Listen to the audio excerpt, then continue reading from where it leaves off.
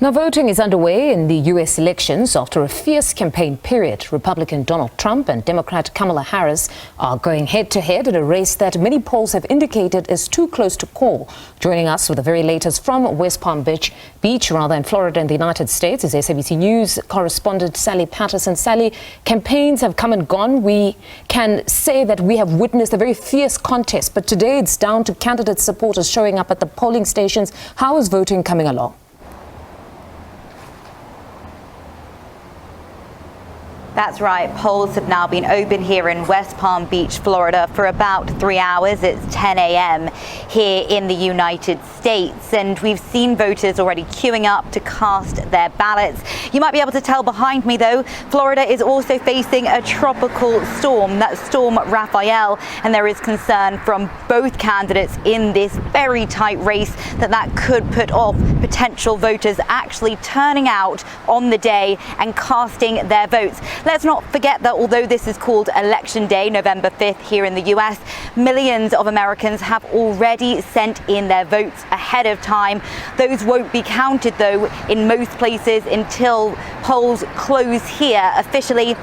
That's 7 p.m. here in Palm County, and it'll be 8 p.m. before those votes are counted, and that's because Florida is across 2 different time zones. All of those votes will be gathered and brought here to the counting station. Those will include Donald Trump's vote. He's going to be casting a vote of his own just down the road, potentially with his wife Melania as well.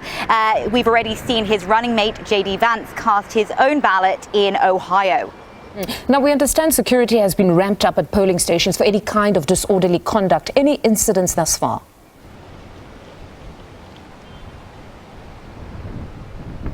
Donald Trump's team has repeatedly claimed that there are instances of voter fraud going on, both last time round in 2020 and also this time. We heard his campaign talking about some polling workers being kicked out of a polling station before being let back in, and they point to that as an example of voter fraud. Now, the Democrats say that many of those allegations are simply not true. The Trump campaign has put in several lawsuits over the past few months over voting practices in especially those key swing states. But there are many eyes watching the processes unfolding today, and indeed when it comes to the count, both parties will have representatives on hand watching as those begin to stream in as well. Donald Trump has really been sowing the seed of distrust and mistrust in the political justice system and in the electoral system as well, which really is resonating with many of his voters. I've been speaking to them over the past few months, and many of them say, why should they trust this system which they say took away the presidency from Donald Trump in 2020? Indeed, it was that led to many of his supporters storming the Capitol in Washington, D.C. In January back in 2021. And so there is concern that violence could break out again this time. We were speaking to local bars and venues here in West Palm Beach last night, talking to them about the election and indeed election night as well.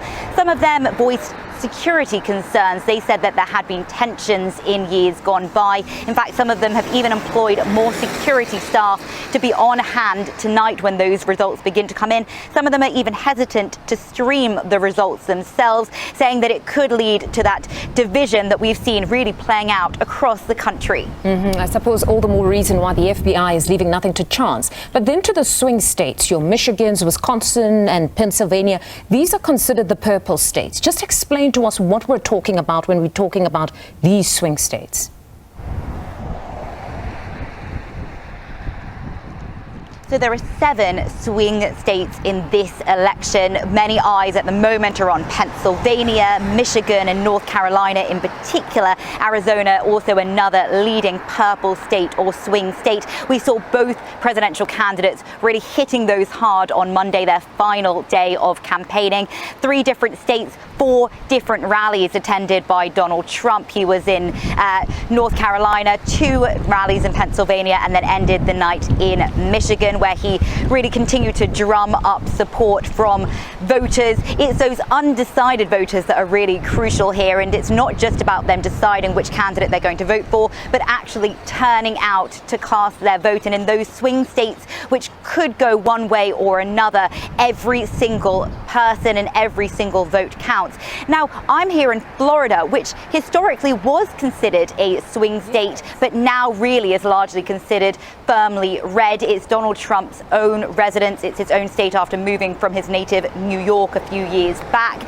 So the Democrats haven't really spent the money, the investment that they have in years gone by on this state. We're talking about thousands of dollars rather than the millions that have been channeled into those key states that could determine who ends up in the White House at the end of this battle. And of course, red being Republicans and blue being Democrats. But let's go to this very topical one just in closing. Abortion or reproductive health. It's said to be on the ballot today. Many commentators have said this because it's been honestly a key argument in this presidential race. What have commentators said about this issue actually being a key decider on which candidate actually makes it to the White House? There's two things to say when it comes to abortion here in the US. You might remember that back in 2022, the Supreme Court overturned Roe v. Wade, which enshrined the constitutional right to abortion for all Americans. That decision is now left up to individual states. Now, Kamala Harris and the Democrats have been really putting that message at the forefront of their campaigning over the past few months. Kamala Harris has promised to try and reinstate those abortion rights, those reproductive rights that many Americans feel that they lost back in 2022. Donald Trump says it's a state decision, not a federal one. He has promised not to back a national ban on abortion, but the Democrats say that he's going to U-turn on that. We have seen him flip-flop throughout this campaign on his approach to reproductive rights, also IVF and contraception as well. Now, that's the national picture here, but we're also looking at 10 states which literally have abortion on the ballot. Those states, including Florida, where I am, are going to be asking members here, asking voters, whether they want to change the Constitution to re-enshrine those reproductive rights onto the Constitution itself. That's a key issue playing out here, and we've seen lots and lots of investment being spent on both sides here. Arizona is another key swing state where abortion is also literally on the ballot. We've seen propositions being put forward and a real fierce debate over whether or not Americans should have the right to an abortion, and indeed who it is who gets to decide either way. Sally, thank you very much for that reportage. That's SABC News correspondent Sally Patterson, who is in West Palm Beach, Florida, in the United States for us.